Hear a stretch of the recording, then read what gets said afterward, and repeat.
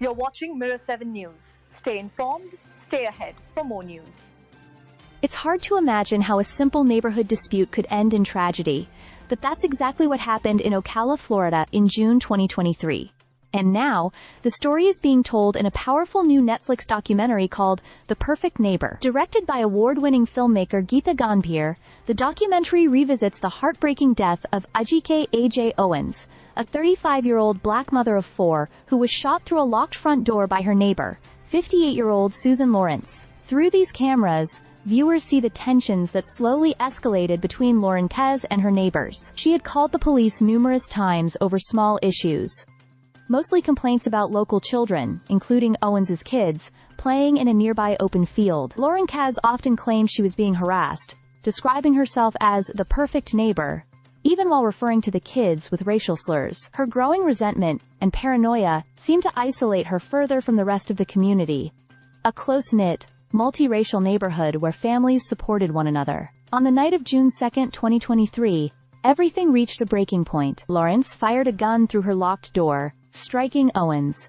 who had come to confront her after one of her children's belongings was taken. Owens' young son witnessed the shooting and can be heard in doorbell footage screaming for help. 2 minutes earlier, Lauren Glias had called the police, claiming she was frightened for her life. But later, in court, the judge ruled that the act was motivated more by anger than fear. The footage in The Perfect Neighbor doesn't just capture the crime, it immerses the viewer in the aftermath. Cameras show paramedics rushing to save Owens, officers trying to calm the situation, and finally, the gut-wrenching moment when her children are told that their mother isn't coming home. Lauren Jimenez, meanwhile, sits in a police car, still unarrested, as a neighbor demands to know why she did it. The film also delves into Florida's controversial Stand Your Ground law, the same defense once invoked in the Trayvon Martin case. Lauren Kez remained free for several days, while authorities determined whether she had acted in self-defense. Eventually, she was charged with manslaughter and sentenced to 25 years in prison. Director Geeta Gandbhir, who was a family friend of Owens,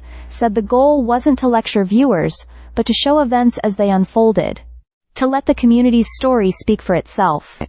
Critics have called the film subversive, using police body cam footage not as a tool of law enforcement, but as a mirror reflecting systemic racism, fear, and the devastating consequences of hate. The Perfect Neighbor is streaming now on Netflix, a chilling reminder of how one act of violence can expose the deepest fractures in a seemingly peaceful community.